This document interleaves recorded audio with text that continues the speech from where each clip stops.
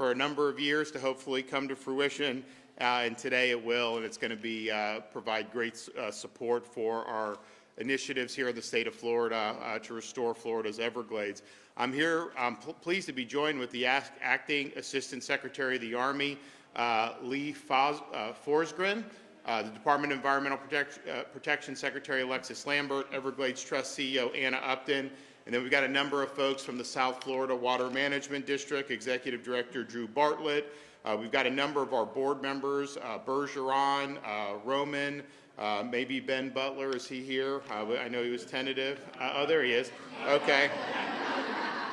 We got Bonefish and Tarpon Trust Vice President Kelly Ralston, and it's an honor to be here today. We've just had earlier this week the ribbon cutting for the C-43 reservoir, which is something that a lot of people have been hoping to see for many years. And when I was there with the ribbon cutting, I made the remarks that there were a lot of folks in Southwest Florida in 2018 who were seeing the damage that was inflicted from some of the discharges that were done by the U.S. Army Corps from Lake Okeechobee into the Caloosahatchee and out onto the coast, and I think it exacerbated red tide. I think it had a lot of problems, and so you had a really difficult rainy season, difficult summer financially, tourism, but then also just people's quality of life, being able to do what they wanted to do. And so we knew, and when I took office the next year, this was during the first Trump administration, we did work with the Army Corps at the President's direction, and they managed the lake, I think, in a more balanced way that mitigated just with that, which was important, and I want to thank them for doing that. But we knew we had to improve the infrastructure so that issue would go away. And so the C-43 reservoir is a 10,000-acre, 55 billion-gallon storage site that's going to protect the Caloosahatchee estuary from harmful discharges. We'll also provide strategic water flow to support Southwest Florida's environment and economy. And during the dry season, a lot of times they want water to be released, clean water, but they do want water to be released. And so this will be able to fit that bill very good. So this C-43 project is fully operational. It's got a state-of-the-art pump station capable of moving 650,000 gallons of water per minute. A testament to what we can achieve when Florida takes the lead. And while the C-43 is a major milestone for Southwest Florida, it's one of just a broader restoration effort that includes major projects such as the EAA reservoir south of Lake Okeechobee. And of course, we did the C-44 reservoir east of Lake Okeechobee many years ago. So since 2019, we have completed or made substantial progress on more than 75 Everglades restoration projects. And so that's a huge momentum.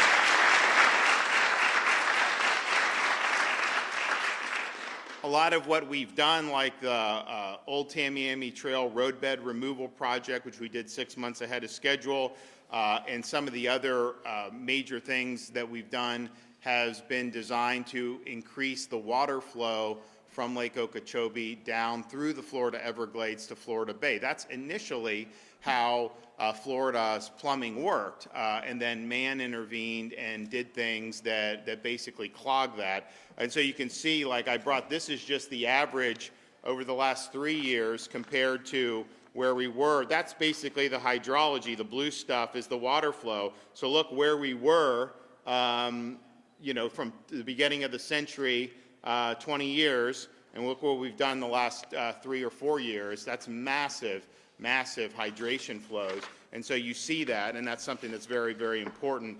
If you look at what all these projects have done since 2019, the investments that we've made at the state level have reduced harmful nutrients in South Florida's waterways by 727,000 pounds per year of nitrogen and almost 500,000 pounds per year of phosphorus.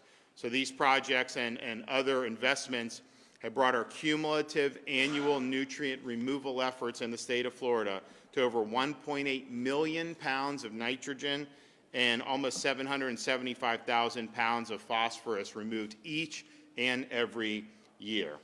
We've also made major progress on the Everglades agricultural area reservoir by completing the state-funded stormwater treatment area to clean the water from the EA reservoir before it heads into Everglades National Park, and that's part of what's allowed us to move water south as well. So we are in a situation where a lot of this developed over 100 years. When you had major hurricanes in the 1920s, including the 1928 Okeechobee hurricane, killed a lot of people. And there was a lot of flooding, and so they built the Herbert Hoover Dike to be able to mitigate that threat. And then when they did the Tamiami Trail, it was basically a roadway across, and that served as basically a dam so that water was not able to go all the way through the Everglades down to Florida Bay. So our projects are trying to re-engineer really what God intended for how this is supposed to work. And we've had a lot of great success by doing it, but this EAA reservoir is a really important component of it. The reservoir will be larger once it's built than Manhattan. And when operational, it will deliver between 270 to 470 billion gallons of clean fresh water to the Everglades and Florida Bay every year. Reservoir will also supply fresh water for Biscayne Aquifer, which is the source of drinking water for many in South Florida. So improving water quality in South Florida doesn't just protect the environment, it also strengthens our economy and boosts confidence in real estate, and recreational access is enhanced. So this is really a win-win situation. Now the reality is on this EAA reservoir, it's federal and state. And, I said this from the time I was governor, we are not just going to say federal government needs to do our work for us. So we've done the opposite. We've gone above and beyond on these projects than any other state in the country has done. This is the largest environmental restoration in America, and maybe even in the world. And Florida has led on that. We've put our money where our mouth is. When we've sought federal support, it's not to displace our responsibility, it's to supplement and to complement what we're doing. So we have a great record of doing that. So it's a lot easier for me to go ask the federal government to maybe do better in some areas, because we obviously are committed to this. And the reality is over the last 4 years prior to the start of the second Trump administration, this stuff hit the skids on the federal side. We had this push from the late 2020s completion for the federal component to then not even be scheduled to complete till 2034. That is contrary to how Florida always pushes to try to get these things done as quickly as possible. And when there's a hiccup in the road, you had problems with C-43. South Florida Water Management fired the contractor, brought in somebody else, and got the job done. So we really want to focus on results. But we didn't have any real cooperation, certainly from the Biden White House. I had no relationship with the auto pen at all as governor of Florida. They did not want to give me, they didn't want to help me with that. And so you had this slide, and it slid to the right in ways that are going to just cause folks to continue to experience delays. So I spoke with the president about this even before he took office. He's like, hey, how can I help? And I was like, well, this is one thing. You guys have funding for this. Delegate responsibility for us to bring some of these projects to completion on the Everglades. And he was all about it. When he was down here for the Alligator Alcatraz, this came up, and he said it's going to happen. And I got to give credit to the Department of the Army. They've worked really, really closely with us to be able to get us to where we are here today. So, I am proud to announce that the state of Florida and the Department of the Army have reached a new agreement to accelerate the restoration of America's Everglades and to expedite the completion of the EAA reservoir.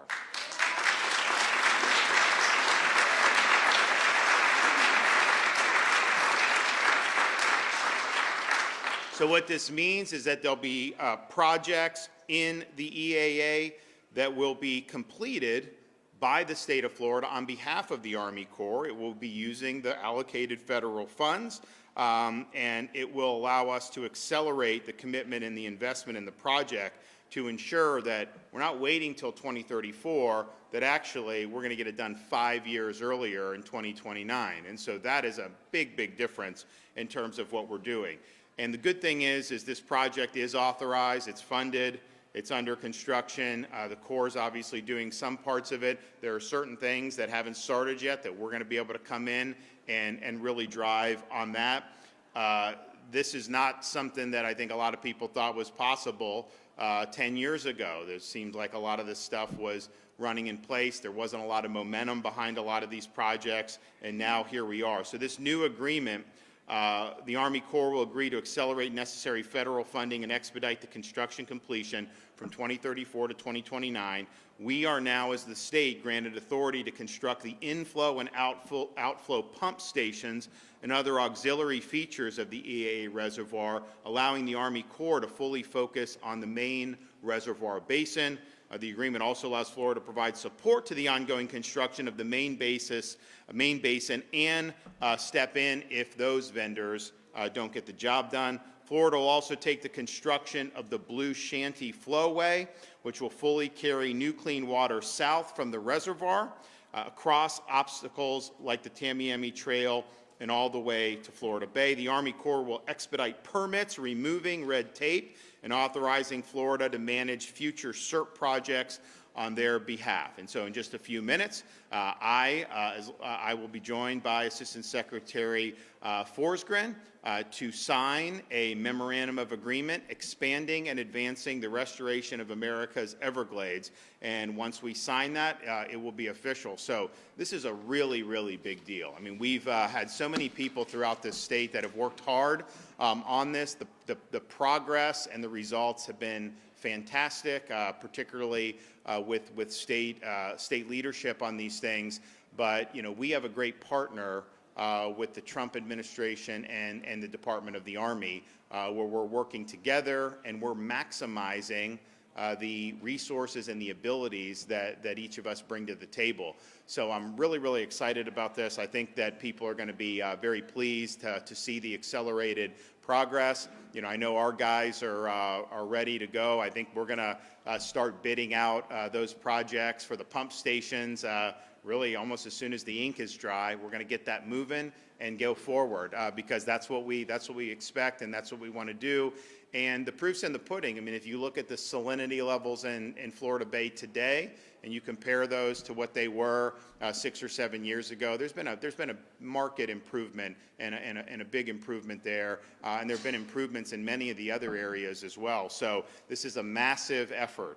This is something that people have been working on for a long time. There have been a lot of folks that have been involved in completing all the projects we've completed: South Florida Water Management District, Florida Department of Environmental Protection, Army Corps, all these folks that have been involved.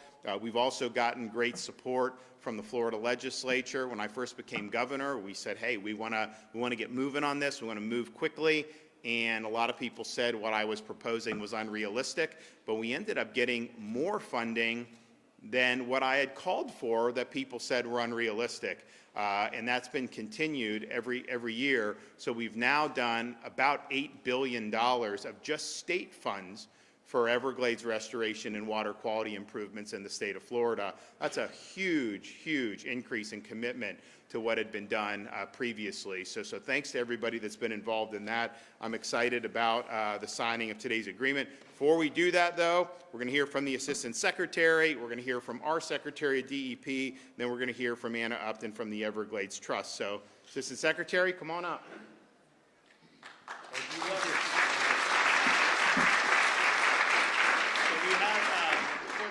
So this is kind of before, where the flow was blocked, discharges, and then what you're ending up with.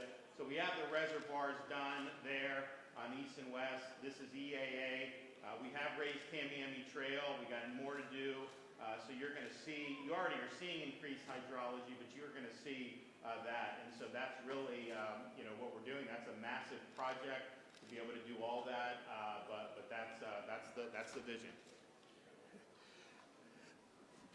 Well, I don't have much left to say. The governor has said in much more articulate way than I ever could the importance of this project, this effort to restore one of the planet's most important ecosystems, and while protecting the lives of many of Floridians and ensuring safe drinking water.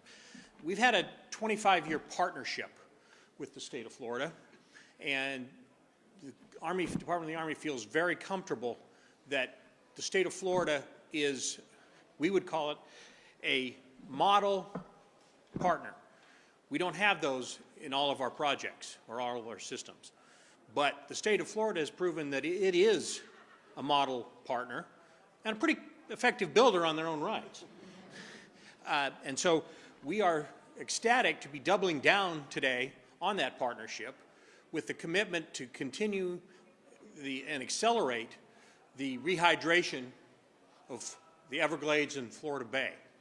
We, like I said, the governor has already articulated all the numbers, so I'm going to throw those out. But I will say we are firmly, the president has said to the governors directly, and it was the commitment to this the Everglades restoration effort, as demonstrated by the president's budget in FY26, which has had the Everglades ecosystem as by far the largest construction element in the Army Corps budget. And the president has demonstrated, and I've heard personally that commitment, and we are full-blown looking forward to working with the state of Florida, with the South Florida Water Management District, to accelerate the overall effort, but in particular with a focus on the EAA reservoir, and we are firmly committed to trying to find ways that we finish this project construction by 2029. And with that, I cannot wait to sign the agreement.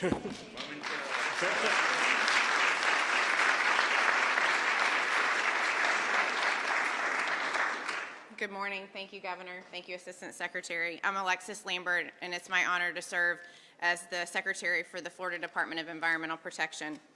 First, I would like to express my gratitude to the Governor for his steadfast support for Florida's environmental priorities, especially the Everglades. And what a banner week it has been for Florida's environment. On Tuesday, I was excited to join Governor DeSantis and many of you in this room today as we celebrated the completion of the C-43 reservoir. Throughout the week, we've gathered here with our partners at the 39th Annual Environmental Permitting Summer School to share ideas and continue advancing our mission to protect Florida's environment while supporting our business community and our economy. And now, I'm thrilled to culminate the week with the inking of this agreement that will usher in a new era in Everglades restoration. Floridians understand the Everglades better than anyone else. We live, work, and recreate here, and we are committed to the land and the water that sustains this. We have the experience, the urgency, and the determination to get the job done. Florida has proven it can manage restoration projects efficiently, saving both time and money. We appreciate our federal partnership, and while the structure of this partnership is evolving with the inking of this MOU, our goal remains aligned: restoring America's Everglades. Thank you, Governor, for your leadership and your unwavering commitment to Everglades restoration.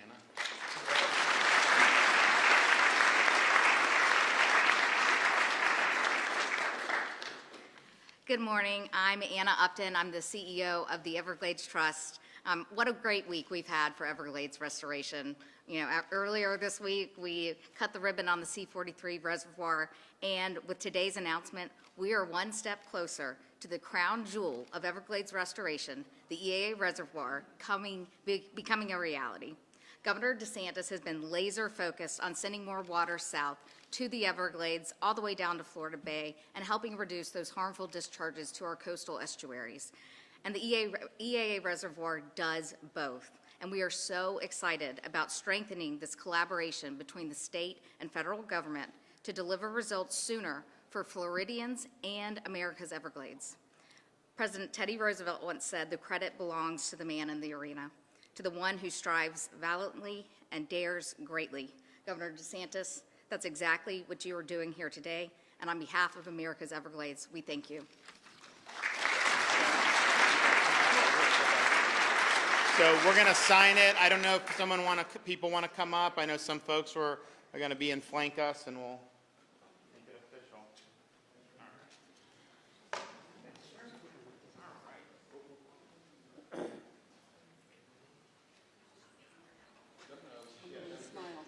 All right, we got everyone up here? Okay, so today's date is the what? 18th. Down in front, please. All right, there you go. All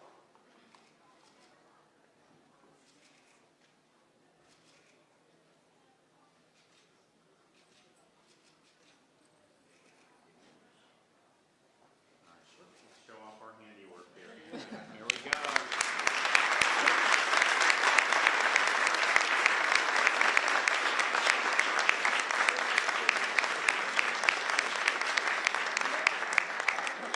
Who wants some? Okay. All right. Good deal. Thank you. All righty. Well, thanks, everybody. I think this is a really big deal. This is something that we've had vision for many, many years, and I want to thank the president for authorizing this and telling everyone to get it done. I want to thank the Department of the Army for their really positive relationship that they've built with the state of Florida.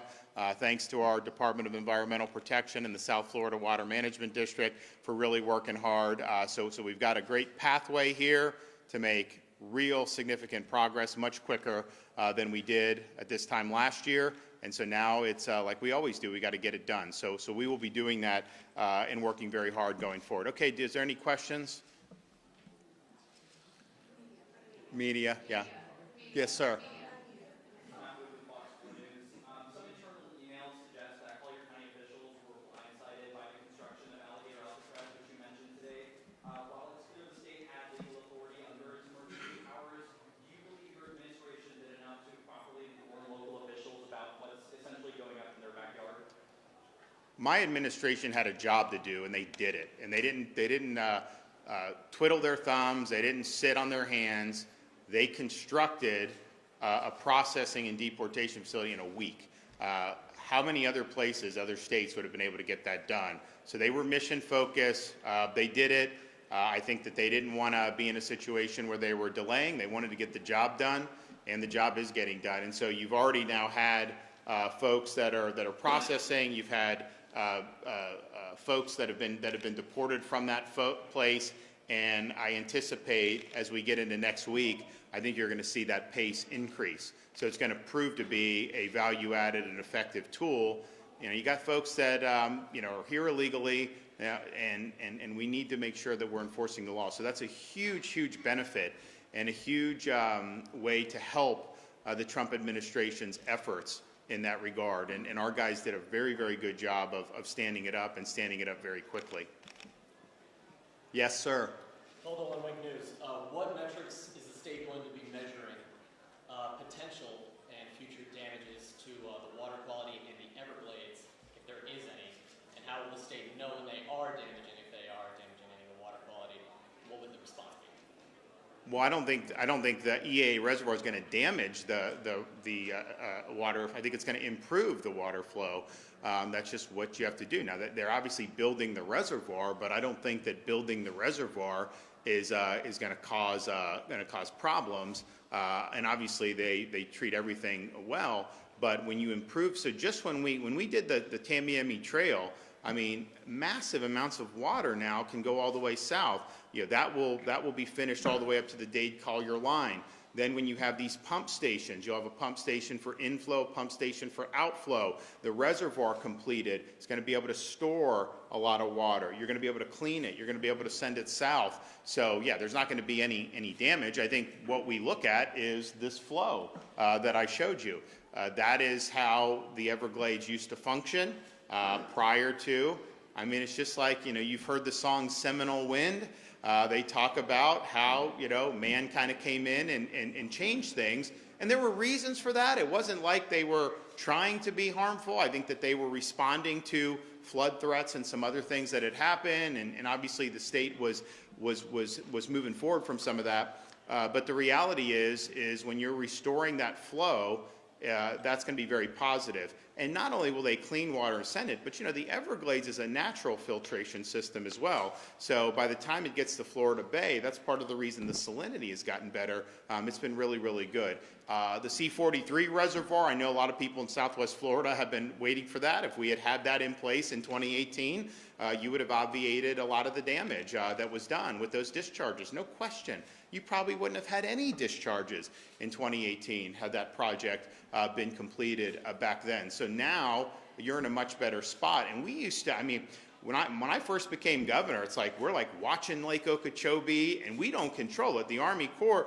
once it gets to a certain height, their mission is don't let it flood the surrounding area. So once it gets to a certain height, they're going to discharge the water because that's what they're charged to do. So we're like watching it, like, how do you do? And then now that you have the infrastructure in, a lot less worry about discharges because those water will be put in the reservoir. You'll be able to clean it. It'll be able to go, and everyone will be happy. So it's a major thing. And the C-44 reservoir on the eastern side of Lake Okeechobee, we did that very good. I know we've had some issues, working with the Corps in the past on that. I think we'll probably be fine going forward.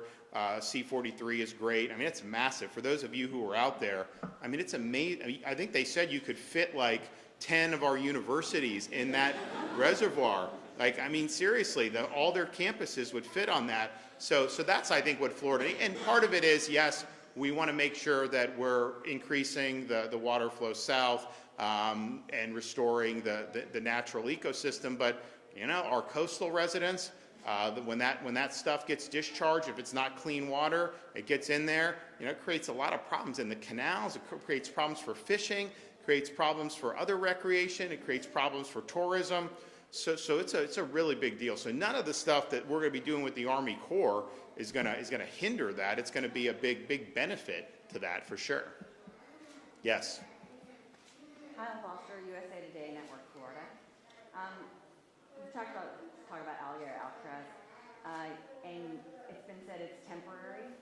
So the question is, when we're talking about environment, about the possibility that it would harm Big Cypress National Preserve. But that's not true. And you said it's not true, but you said it's temporary as well. So when's it going to be packed up and sent out of there so that it doesn't harm the area? Well, it's not going to. This is an existing airport. It's existing concrete.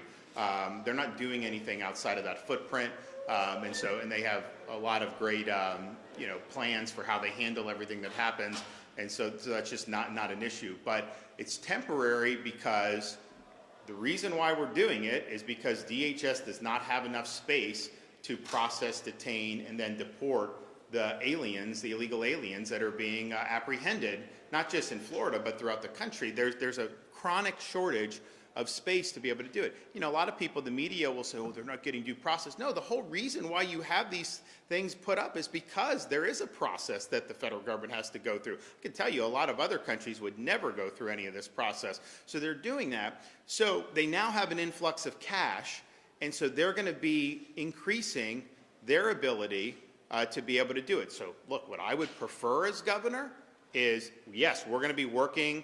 All law enforcement agencies in Florida are required to work with DHS to enforce immigration law and assist with deportations. But I would love for that to be our guys are out on task force, our highway patrol are picking people up, we're doing what needs to be, and then turn over to DHS, and then they handle everything from there. From a governor's perspective, I would much rather that be the case. The reality is, after 4 years of Biden really decimating ICE and DHS, they don't have near the resources that they need. And so the number one thing when we would talk to people like Tom Homan, okay, what do we need to do? Because, the border was great to shut down, but the interior enforcement, it's hard to get that going. What do you need? Well, we want cooperation, but we also want to be able to have space. So we can't use all of our jails in Florida for this because we actually have criminal U.S. citizen criminals that have to be held accountable. And that's the main focus of that. That's a criminal justice system. That's different than an immigration enforcement.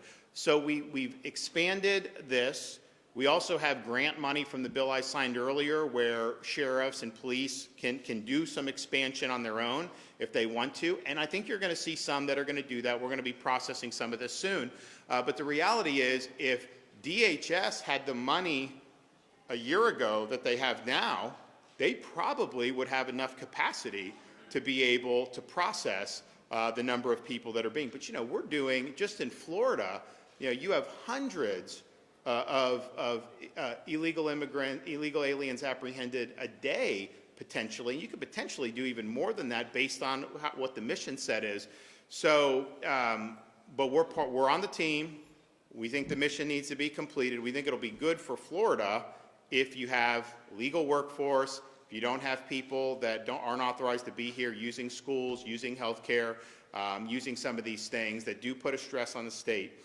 So I think it's going to be good. But yes, if DHS gets to a point where they're able to handle this, then clearly, you know, that's their core responsibility. So we'll do it. But I know they're not ready yet. I hope they'll be ready relatively soon. But that's why we did it, because they do not have the capacity to be able to process these illegal aliens and put them for an easy deportation. One thing I will say about Alligator Alcatraz, because I think, you know, look, the Democratic Party in Florida, such that it exists, it really struggles to get traction on anything because they don't offer anything to people here to make their lives better. And so they think doing this, like trying to say like they're not getting fed or all this stuff, they think that's effective. I mean, people know any media that amplifies that is doing a false narrative. I think people get that.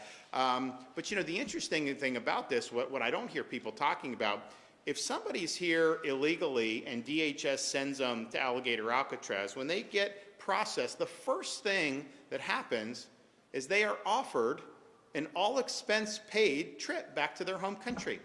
You never have to go to Alligator Alcatraz as an illegal alien if you take that plane ticket and you go, and DHS is picking up the cost of that.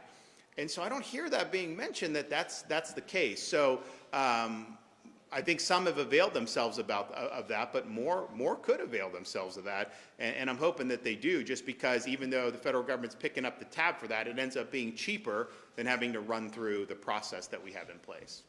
Yes? Hi, good morning, Governor. My name is Alexander Martinez. I'm with PRISM. And my question for you is, you know, we talked about the environmental impact.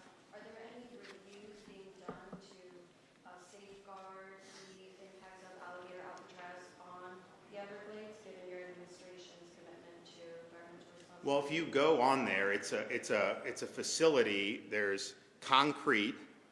There's like a fence line, and they're doing the operations. They take the wastewater out and they truck it out. They bring in potable water, and that's just how they manage it. So there's not anything that's going on that is going to be impactful in any type of significant way. And that obviously, the fact that they had this facility there, or the runway and everything there, was the reason why we did it. We would not have created this out of whole cloth, but it's there. It's a one-stop shop, and you're going to be able to do it. So I think people, you know, just assert things or try to say things that just aren't factually the case. So no, we're not worried about it at all. That was the first thing when this was proposed by, I think it was, you know, initially proposed by DEM, but I think the DHS really liked it. And it's like, okay, well, what does that mean for this? And they're like, no, it's not gonna mean anything. And they're literally only operating on the existing footprint, because like there's like grass in the middle of the airport. They're not even using that. They're just using that. And someone's like, oh, I took a satellite image. You did that. They were on this patch of grass. No, it was like grass had grown over the concrete, so they just cleared it off and they used the concrete. Like literally, they're on the existing footprint of what had been there, and they're doing it very well. You know, another thing I hear about is they're complaining about the food. Well, first of all, I mean, I can tell you, like, when I was deployed in Iraq, and I bet you every veteran who's been deployed will say, I mean, like, sometimes you're not getting very good food in certain situations. That's just the reality. But on this, the food that the illegal aliens get is the same food that all the workers get who are there.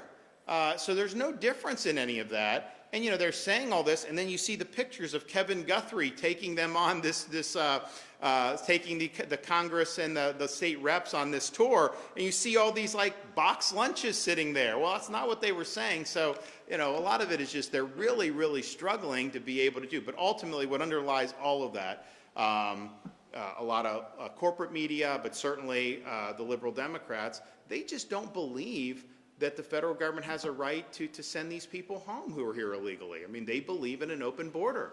They believe you come illegally and somehow you have, like, I don't know if it's like squatters' rights where they can't send you, and that doesn't fly anywhere else in the world, and it shouldn't fly here. But that's what's underlying all this. I mean, they just object to the border being shut. They object to illegal aliens being removed from the United States. And so they're trying to find pretexts to basically camouflage the fact that they have a very unpopular position.